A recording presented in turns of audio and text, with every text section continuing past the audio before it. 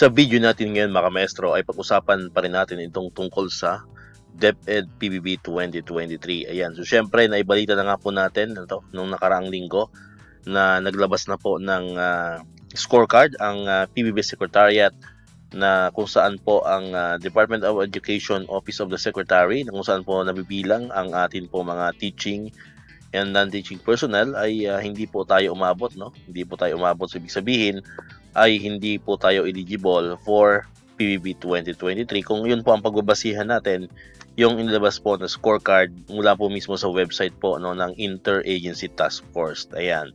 Pero syempre, marami pa rin mga nagtatanong ng mga kamaestro natin dyan.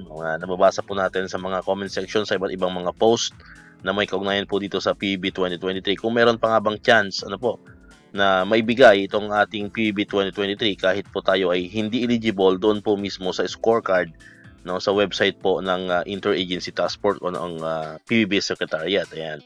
So based po sa mga teachers group na napapanood din po natin at nababasa po natin, especially po sa group po ni Sir Benjo Basas ng Teachers Dignity Coalition and sa Alliance of Concerned Teachers sa ACT na mga pages sa Facebook.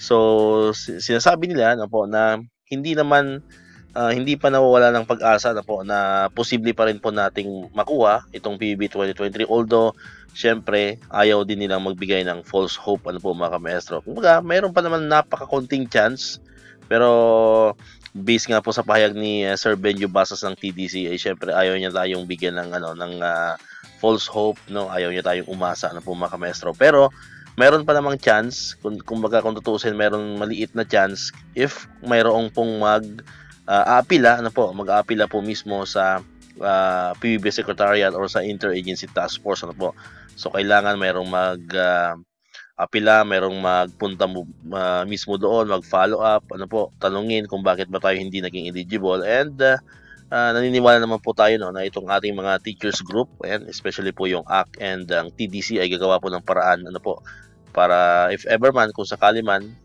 yung maliit na chance na yon na magkaroon po tayo ng PBB is maging reality mga maestro. But as of now, wala pa po wala pa talagang malinaw kung mababago pa ito kung makukuha po natin yung PBB 2023. So ang pinag-uusapan lang po natin dito is yung chance. Meron maliit na chance, meron pa.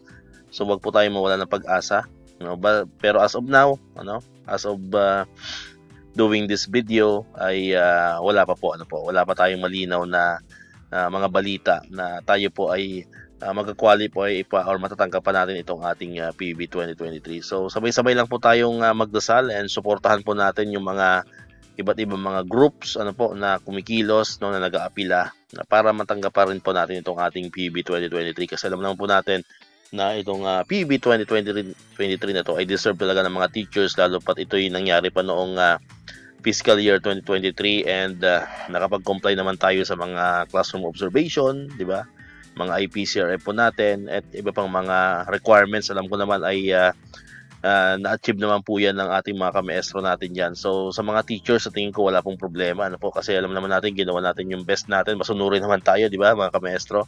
So masunurin naman po tayo kung anong mga pinag-uutos sa atin sa itaas, yun naman po ay sinusunod natin, nagko-comply po tayo, and yun po yung isa sa mga nakikita kong mga dahilan para naman kahit paano ay ma-consider ma-reconsider at tayo pa rin po ay mag-qualify or tayo po ay mag-eligible pa rin at matanggap pa rin po natin itong ating PBB 2023, kasi deserve naman po talaga ng lahat ng mga teachers natin po yan mga kamaestro. Alright? So abang-abang na po kayo sa channel natin, any updates po, any development patungkol pa rin dito sa PBB 2023 ay agad po natin yan gagawa ng video. Basta as of now po, hindi ko naman po kayo pinapaasa, so wala pa po.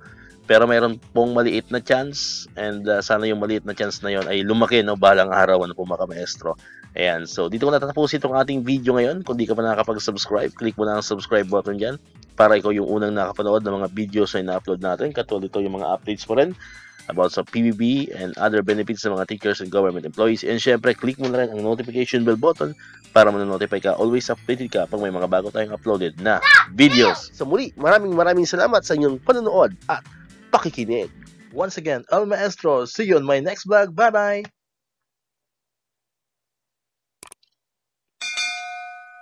1, 2, 3